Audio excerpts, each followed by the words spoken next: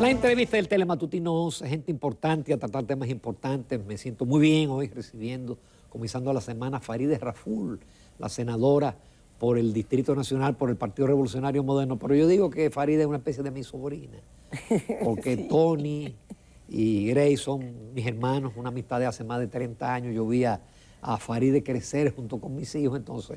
¿Es así? Y todos los domingos, ¿verdad? Sí. De una casa a la otra. De cada casa a la otra. Y como éramos 4 y 4, pues entonces éramos 8 muchachos. Y ustedes 4.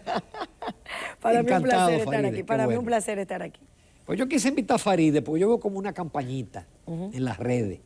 Hay quien dice que las redes te ayudaron y que ahora las redes tratan de perjudicarte. ¿Sí? Tú has identificado de qué sectores, de qué... Obviamente el objetivo es tumbarte, tu nivel de popularidad, destruir tu carrera política, pero tú has ubicado de dónde viene. Sí, se han hecho análisis y eso de parte del equipo, pero yo estoy muy clara, yo estaba muy clara desde que llegamos al gobierno y hicimos la transición desde la oposición ya a ser la senadora de un partido que había llegado, de la labor que habíamos hecho durante esos 4 años en la Cámara de Diputados, que fue de denuncia sistemática, de cosas que evidenciábamos e investigábamos y que nos llegaban dentro de la Cámara de Diputados, el caso de Odebrecht, el caso de los contratos pues totalmente ilegales que se dieron entre el Ministerio de la Presidencia y la DICON, encabezada por Marchena y Peralta. Ahí hay parte de la influencia a través de las redes sociales también que se da, y personas que entendían que nosotros estábamos atentando contra sus intereses de manera personal. Yo siempre digo, esto no es personal, esto es simplemente buscando que se investiguen ejecutorias que están haciendo personas que están en puestos públicos claves, que tenemos pruebas y evidencias y que tienen necesariamente que investigarse. No se investigaban porque teníamos un ministerio público que también estaba secuestrado por una persona que está enfrentando la justicia en este momento, que era el ex procurador general de la República.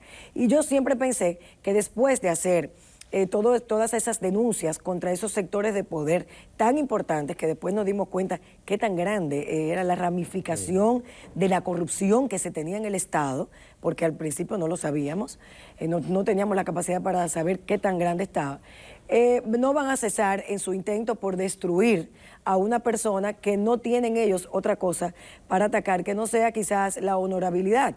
Y nosotros ejercemos una política decente, una política constructiva, una política donde tratamos de ser íntegros, lo más íntegros posible, apegado a las normas legales, por donde se puede atacar, que no sea difamando o a través de inventos, para tratar de destruir y sacar del juego a esa persona que ha constituido una amenaza para ellos en un momento que he sido yo, en la labor que he ejercido. Ahora, ya desde el Senado de la República, pues es un espacio de poder más trascendente, si se entiende así, y tengo, por supuesto, a ese mismo grupo el que se sintió que nosotros afectamos en su momento y que quizás afectamos con toda razón del mundo, que está siendo investigado ahora, y a otros grupos que desean estar en la posición en la que estamos, que es un espacio de poder que se puede utilizar para muchas cosas, pero nosotros lo utilizamos en este momento para construir, para que no se repitan las cosas que nosotros vimos desde la oposición que se hacían, para sacar proyectos de leyes importantes que estaban anquilosados en el Congreso por intereses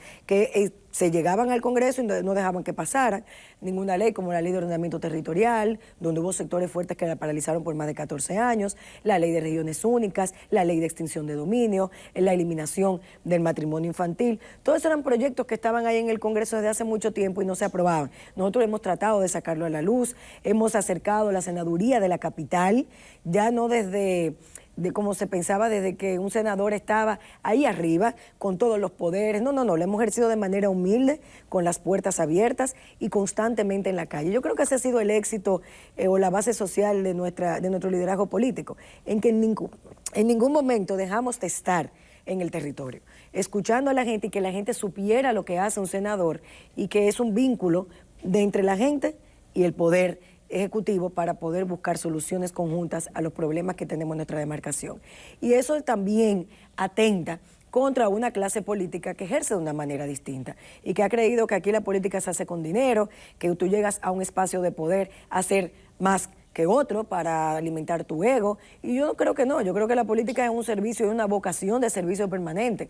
Y lo estamos haciendo. Y lo estamos haciendo sin aparataje, sin recursos económicos, sin barrilito, sino con el apoyo de la gente y por supuesto con el amor que nos mueve a hacer las cosas. De los pocos senadores que no han usado el barrilito. El senador de Santiago, el presidente Eduardo Estrella, el senador Antonio Taveras, que es el senador de la provincia de Santo Domingo, y yo como senadora de la capital. Para que la gente tenga una idea, en el Senado se recibía en la capital 1 millón y pico de pesos mensuales en barrilito. Nosotros renunciamos, o sea que le estamos ahorrando al Estado Dominicano 17 millones de pesos aproximadamente anual, porque no se está tomando. Entonces yo creo que son cambios que vamos dando poco a poco, porque el Senado, igual que todas las instituciones del Estado, deben tomar fuerza y tienen que tomar esa fuerza, esa capacidad, esa facultad constitucional para hacer y ejercer el rol apegado a lo que manda la ley. Porque nosotros vivimos en un proceso, y la gente se le olvida eso, donde un gobierno secuestró todas las instituciones de este país en 16 años consecutivos. Nosotros tuvimos un Congreso militarizado hace menos de 3 años. Cuando llegábamos a la Cámara de Diputados teníamos militares con armas largas adentro. Un caso que nunca habíamos visto. Teníamos cercado el Congreso porque habían aprestos reeleccionistas que querían imponerse a la mala dentro del Congreso Nacional. Eso es apenas 3 años.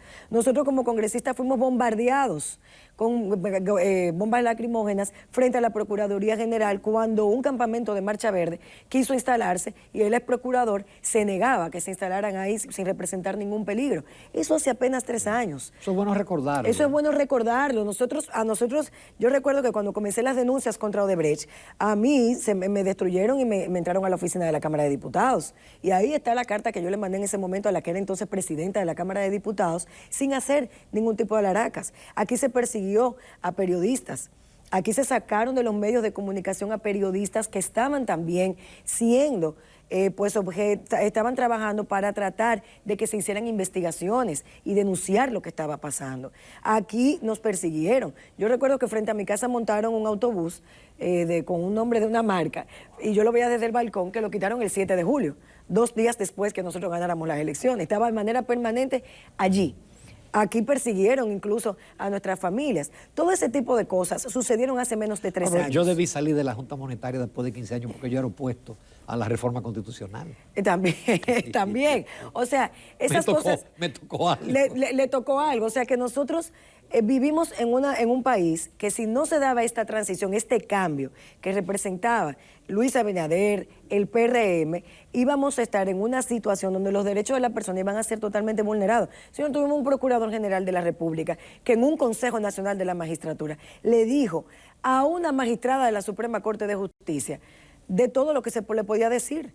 A plena luz del día dentro de la Cámara de Televisión, declaró que le había hecho una labor de espionaje contra ella y no pasó nada.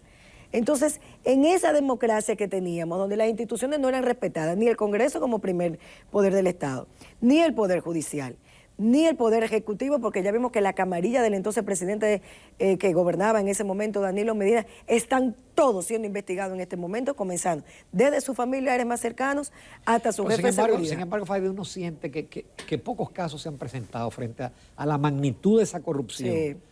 Apenas son 3 casos, 4. Pero casos con ramificaciones muy fuertes. Yo eso mismo comentaba el otro día, decía, señores, toda investigación lleva un proceso. Yo misma, cuando nosotros teníamos que eran investigaciones donde sacamos contratos de la Contraloría General de la República o libramientos que se habían dado, que teníamos acceso a eso, o lo que nos daban en ese momento, durábamos meses investigando. Imagínense ustedes un caso donde hay tantas personas involucradas, donde hay que seguir el rastro del dinero, donde tenemos que identificar, el Ministerio Público, que ese es su trabajo, tiene que identificar el rastro del dinero, el nivel de complicidad, quién movía recursos, hacia dónde, cómo. Eso implica un trabajo, señores, profundo. Y el Ministerio Público tiene que tomarse su tiempo, hay que entenderlo, necesita recursos económicos, recursos humanos para poder hacer un expediente lo suficientemente fuerte que no se le caiga en justicia, porque aquí se han hecho expedientes, también lo hacían que adrede para que se cayeran. Ah, no, la justicia lo liberó, claro que lo va a liberar, porque el Ministerio Público no hacía nada consistente. Este Ministerio Público está tratando de ser lo más consistente posible y hay que darle apoyo. y ojalá dieran abasto con todas las otras denuncias que se tienen. Hay investigaciones que no han salido a la luz que se están dando todavía. Yo creo que todo eso es importante porque hemos comenzado a cambiar y la gente está demandando esa transparencia. Y eso es fortalecer el sistema democrático. Y eso es lo que tenemos que hacer para que los derechos no sean vulnerados. En este país, Odebrecht, cuando estalla el lío en Brasil y comienza a correrse hacia Perú, Panamá, sale de Brasil, ya Odebrecht había mudado la oficina donde entregaba los sobornos aquí a República Dominicana, en la calle Helios de Bellavista, y operaba ¿bajo quién? Bajo Joao Santana, que era quien la dirigía. ¿Y quién era Joao Santana? El asesor del candidato presidencial y asesor también del presidente de entonces. O sea, eso pasó en este país. Y cuando estalló todo eso y dijeron, pero la oficina de sobornos de República Dominicana, procedieron a cerrarla como si el rastro del dinero no se fuera a seguir. O sea, ¿hasta dónde llegaba el nivel de impunidad de este país? Es fuerte decirlo, pero nosotros estamos ahora en esa transición donde se está tratando de desmontar una estructura que sigue teniendo incidencia en espacios de poder. Claro. Y esas personas... Tienen mucho dinero. Y tienen recursos, salieron con miedo, porque no saben hasta dónde las investigaciones pueden salir, con grandes complicidades en mandos militares, políticos y empresariales, porque es una estructura. ¿Y a quién significa una amenaza para ellos? El que no tiene nada que esconder, el que puede denunciar, el que está haciendo su trabajo. Por eso yo digo, los magistrados que están en la PEPCA ahora mismo son una amenaza para ellos. Cualquier persona que ejerza de manera transparente una carrera va a ser una amenaza y van a buscar la forma de destruirla. Y eso no nos va a callar, ni le tengo miedo a eso. Ellos han hecho campañas tratando de desacreditarnos sin tener herramientas. Muda. No, yo no soy muda. Yo hablo lo que tengo que hablar con la responsabilidad y el criterio que me pertenece y diciendo las cosas de manera asertiva. Ahora yo uso la palabra para apoyar a quienes se están investigando de manera independiente cuando antes no se hacía, porque había un procurador y una procuraduría cómplice. Ahora yo uso la palabra para no permitir que se avasalle a la oposición en el lugar donde yo estoy, como no se avasallaron en la Cámara de Diputados. Ahora yo, cuando me toca trabajar en un proyecto de ley, uso la palabra para tratar de consensuar y que trabajemos todas las fuerzas políticas representadas en el Congreso Nacional. Ahora yo uso la palabra para tratar de hacer y apoyar al presidente del Senado y a los demás senadores en una reforma estructural al Senado de la República, donde tenga más institucionalidad. Ahora yo uso la palabra para poder investigar, para poder estudiar y no para pasar financiamientos y préstamos sin estudios, como pasaban anteriormente, aprobados porque lo mandaba el Poder Ejecutivo. Y la usamos para poder investigar y llevar a los ministros. Esa es una parte en la cual más te han cuestionado. Sí. Claro. Ustedes vivieron, tú eras muy joven todavía, pero vivieron la etapa en la cual el Congreso del PRD le hacía oposición al Poder Ejecutivo. Eso se vivió. Estando en el gobierno. Entonces, ustedes, lógicamente, tienen que cuidarse de que eso no se repita. Claro. De que el propio partido le haga oposición al gobierno. Entonces, no es lo mismo la Faride opositora que la Faride trabajando, apoyando a su gobierno. Claro, y eso es importante porque cuando tú llegas al gobierno y eres congresista de un gobierno, no es que hagas todo lo que diga el Poder Ejecutivo, porque el organismo de control y el primer poder del Estado siempre va a ser el Congreso Nacional. Pero ¿cuál es el rol de nosotros como dirigentes partidarios y representantes también del pueblo en esa dualidad? Que tú dirías, bueno, es apoyar al gobierno, pero apoyar al gobierno a hacerlo mejor.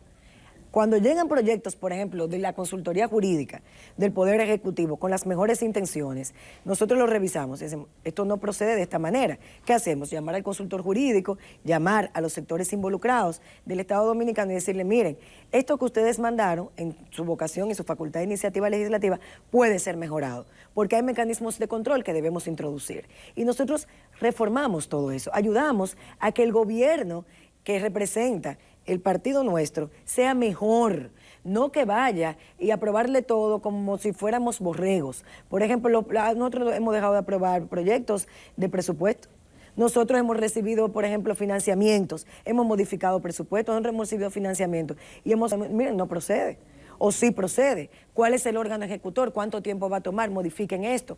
Hemos detenido incluso proyectos que han llegado que decimos, no, así no puede ser. Vamos a reunirnos todos los sectores nuevamente y vamos a ayudar porque lo que tenemos que ver, nunca perder la perspectiva. ¿Qué queremos nosotros desde el gobierno?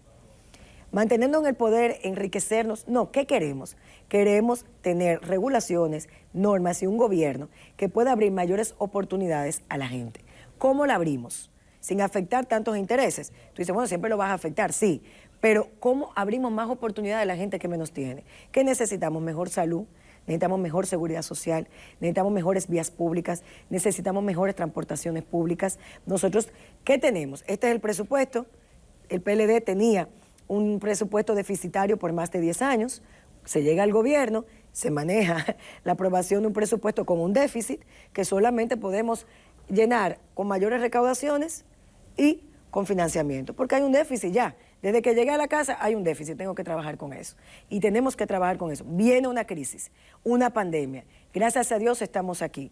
¿El gobierno qué hizo? Dar prioridad a lo que teníamos que darle prioridad, a la salud del pueblo dominicano, a inocular personas, a hacer contratos de vacunación sin intermediarios, a tratar de buscar financiamiento para poder proceder a que los programas FASE no se terminaran, a que los medianos empresarios no nos quebraran, a que el turismo pudiera resurgir para tener ganancia en una economía de servicios, a que apostar a las remesas que gracias a Dios, con el apoyo que se dio en Estados Unidos, pudieron volver a la normalidad, y a tratar de encaminar al país bajo una adversidad económica, manteniendo subsidios que son insostenibles en la práctica de manera indefinida. ¿Para qué? Para que no hubiera estallido social, compensar. Entonces, en el Congreso, ¿qué hacemos? Tratar de que las ejecutorias del Poder Ejecutivo sean lo mejor posible y ser su organismo de control. Tenemos discusiones, tenemos enfrentamientos. No ha sido fácil. Lo que no se ve a veces es más importante. Yo me siento a veces con el ministro de Hacienda y discutimos profundamente cosas y la cambiamos, porque él a lo mejor trae una visión y nosotros tenemos otra. Entonces, de eso se trata, de hacer ese trabajo, esa sinergia, esa dinámica, y como me enseñaron hace un tiempo en un foro internacional, y salir todo lo más con el mismo nivel de inconformidad, pero pensando en un objetivo en común, de que lo que nos une es tratar de mejorar lo que tenemos, y sobre la base de los elementos que tenemos, tratar de buscar cosas afines para poder hacerlo. Una breve pausa. Esta conversación interesante, le falta un poco todavía. Volvemos unos pocos minutos con Farideh Raful. Continuamos la entrevista con Farideh Raful, senadora por el Distrito Nacional por el Partido Revolucionario Moderno. Farideh, dice el PLD, específicamente el vocero de los diputados, que ustedes le están comprando alcaldes. A ellos y en menor medida a la fuerza del pueblo. No, yo lo que creo que cuando un partido llega al gobierno, siempre fuerzas de la oposición política tratan de acercarse a ese partido que ya está en el gobierno, aunque lo hayan pensado. Si no lo compran, que son ellos los que se van. Son ellos que se van. Y más cuando ven que no hay mucha posibilidad y tienen un liderazgo político dentro de sus demarcaciones. Pero eso pasa siempre porque yo tengo tiempo diciendo, nosotros como partidos políticos tenemos que asumir qué nos identifica y qué nos diferencia. Entonces, mientras los partidos políticos seamos maquinarias electorales, que por más que digamos que provenimos de una visión o de una ideología cercana a la democracia, al socialismo democrático, otros al ultraconservadorismo, yo creo que no, yo creo que tenemos que formar políticamente a nuestra dirigencia para que haya una identificación y cada quien sepa a dónde pertenece. Porque mientras sigamos siendo maquinarias electorales, esos vaivenes van a estar todo el tiempo, sobre todo con partidos que llegan al poder. Yo creo mucho en el fortalecimiento político de las instituciones, porque creo que sin partidos la democracia se debilita grandemente, y que nosotros como partidos debemos afianzarnos. Ahora, por ejemplo, el PRM está haciendo y estamos trabajando en un crecimiento. Estamos en el territorio inscribiendo personas. Después de esto, y cuando venga, yo espero que este año, la reforma de la ley de partidos políticos, podamos darle más herramientas a los partidos para que inviertan en la formación política de sus dirigentes de acuerdo a un pensamiento. Pues yo soy humanista, yo soy peñagomista, yo estoy totalmente identificada. Yo vengo de un lugar de humanistas, donde a mí me enseñaron la política a través de la visión de un líder que era el doctor José Francisco Peña Gómez, y muy cercana al socialismo democrático y todo lo que implicaba la ganancia de derechos para todas las personas más vulnerables, de las mujeres, envejecientes, niños y niñas. Esa es mi identificación, eso yo no voy a cambiar, pero yo me eduqué y me crié ahí. Entonces, la formación política de nuestros cuadros debe ser en base a esa identificación, o si quieren variar, porque ¿por qué tú perteneces a un partido político? ¿Para llegar a una posición de poder? ¿Para cuando llegue el partido tratar de enriquecerte? ¿Para qué perteneces a un partido político? Tú tienes que pertenecer a un partido político porque te identificas ideológicamente con sus propuestas, porque piensas luchar por una sociedad que visualiza ese conjunto de personas de la misma forma, porque quiere crear espacios para abrir a que otros tengan las más oportunidades. ¿Sientes que el PRM encarna eso, ese pensamiento? Creo que estamos todavía muy debilitados en eso y que ese es el gran desafío que tenemos y que esta etapa de crecimiento va a ser una punta de lanza para nosotros lograr esa identificación y ojalá yo poder colaborar también con eso, que doña Ibelice Pras de Pera, en paz descanse, fue realmente, yo creo que no solamente una promotora de estas ideas formativas, sino también esa luz que a pesar de su vida a destiempo de este plano, permanece en ese firmamento al que debemos seguir. Y yo quiero, si Dios lo permite, aportar en la construcción de esa lucecita que ella dejó para poder nosotros identificarnos como partido. Hubo un tema de debate que fue la ley del fideicomiso público, sí, que generó muchas opiniones jurídicas, y claro, la oposición también jugó su papel. El producto final, que ya fue aprobado por ustedes en 2 lecturas, que va a la Cámara de Diputados, ¿tú te sientes satisfecha con lo que salió ahí? Sí, claro. Eso fue un proyecto que llegó al Senado de la República a través del Poder Ejecutivo. Hablando ahorita, como nos comentaba, de que se transforman muchos proyectos y que no se aprueba todo lo que manda el Poder Ejecutivo tal cual, porque ahí tenemos que mejorar y ayudar a que el Poder Ejecutivo lo haga mejor, nosotros lo recibimos. Cuando lo recibimos comenzamos a estudiarlo. La figura del fideicomiso es muy compleja. Solamente las personas que trabajan en el entorno o que manejan estructuras financieras pueden entenderlo, sobre todo porque la estructura financiera del Estado cambió a partir del 2011 cuando se aprobó la ley de fideicomiso privado y comenzaron a hacerse fideicomisos del 2012 hasta la fecha. 6 lo hizo el presidente Danilo Medina y aproximadamente 6 van en la gestión gubernamental del presidente Luis Abinader. Entonces, ¿cómo operaba esto? Siempre estuvimos de acuerdo en que hacía falta una ley que estableciera criterios únicos para la creación de los fideicomisos, porque los creados hasta el momento, cada uno tenía lo que mandaba el contrato y los reglamentos. Todo independiente porque cada fideicomiso es distinto. Ahora, ¿cuáles criterios iban a ser para el fideicomiso público? Se manda ese proyecto de ley al Senado, lo estudiamos, tuvimos que hacer una labor de inmersión, lo reconozco, yo soy abogada, no soy especialista en derecho, ni en valores, ni en banca, ni mucho menos, pero tuvimos que hacer una inmersión, un estudio pormenorizado. Y los senadores de la Comisión de Hacienda hicieron su trabajo. Cuando menciono los senadores, menciono la oposición que forma parte de esa comisión. Y establecimos controles que entendíamos que había que establecer, porque le tenemos temor al manejo del Estado, por lo que ha pasado, sobre todo recientemente. Yo digo, todo es falible, porque depende de hombres y mujeres, que por más controles que tú le pongas, podría buscar la forma de vamos a tener a Carlos Pimentel ahí. Exacto, ni todo el mundo, tú sabes, son controles para que las instituciones puedan funcionar en caso de que alguien falle. Introdujimos muchos controles, aprobamos, fue a la Cámara de Diputados y en la Cámara de Diputados hicieron ciertas modificaciones. Lo recibimos, como perimió en diciembre lo volvimos a recibir. Está en la Comisión de Hacienda del Senado de la República, está el que regresó a la Cámara de Diputados esta semana, vamos a volver a revisarlo. Quedo satisfecha de la labor del Senado. Yo, con el tema de los fideicomisos, como dije en el hemiciclo, no digo que sean la panacea para resolver todos los problemas de desarrollo, de infraestructura, ni de cualquier otra herramienta por parte del Estado. Entiendo que son figuras importantes que se han utilizado de manera exitosa en el pasado y que se han querido utilizar ahora para que sean igual de exitosas. Pero a todo lo que se implemente, que sea manejado por hombres y mujeres, tenemos que tener la capacidad de observarlo, de establecer sanciones para cuando el ejercicio de los hombres y mujeres que administra fallen y controles que las instituciones puedan ejercer. Nosotros pusimos el control de la Cámara de Cuentas, el control de la Contraloría General de la República, que son los 2 órganos de controles constitucionales, la Ley de Libre Acceso a la Información Pública, para que las personas tuvieran acceso a todo lo que ocurría ahí. Se modificó el Consejo Técnico para que de los 5 miembros hubiese 3 que pertenecieran al sector público y 2 al sector privado. Y eso lo introdujimos nosotros en ese proyecto. Va la superintendencia de bancos también. Va la superintendencia de bancos, que es el ente regulador, como los fideicomisos privados también. Eso lo introdujimos en el Senado de la República. Y que se hiciera bajo la observancia y los principios de la Ley de Compras y Contrataciones. La discusión es, ¿por qué no está atado a la Ley de Compras y Contrataciones? Bueno, porque el fideicomiso tiene otra naturaleza jurídica. Y a partir del 2010, la Constitución Constitución habla también de la subsidiariedad del Estado Dominicano, donde debe involucrarse con el sector privado. O sea, es un tema complejo, pero sumamente interesante. Yo lamento que el debate no se iniciara cuando estaba en el Senado y fue aprobado en marzo del año pasado, sino que se iniciara ahora. Pero qué bueno que se inició y qué bueno que es un tema de interés para que la gente conozca de una figura importante que se ha usado desde 2012 hasta la fecha, que ha tenido casos exitosos, otros no tan exitosos, como RD Vial, por ejemplo, fue un caso exitoso, Ciudad Juan Bosch ha sido un caso exitoso, y ahora, por ejemplo, tenemos el fideicomiso de Pedernales, que el presidente acaba de este fin de semana de dejar ya pues un Picasso para la instalación de un hotel que lo va a construir el Estado Dominicano, pero va a ser administrado por un sector privado a través de un fideicomiso público que se está haciendo. Entonces apostamos a que los fideicomisos sean lo más positivos posible, pero entiendo que no va a ser ni va a constituir en este gobierno ni en ningún otro la figura única y absoluta para que se ejecuten los proyectos del Estado Dominicano.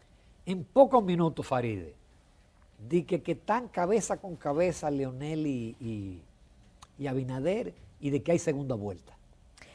Los datos que manejamos nosotros indican que no habrá segunda vuelta. El presidente Luis Abinader está muy sólido en su liderazgo y es entendible. Ha gobernado en época de crisis de manera exitosa, manteniendo una economía estable, a pesar de la recesión, a pesar de la inflación, a pesar de los altos costos. Aquí un flete que costaba $3,000 llegó a costar $22,000 para importación, y se logró mantener un equilibrio. Es un hombre honesto, rodeado de hombres y mujeres que quieren hacer lo mejor posible.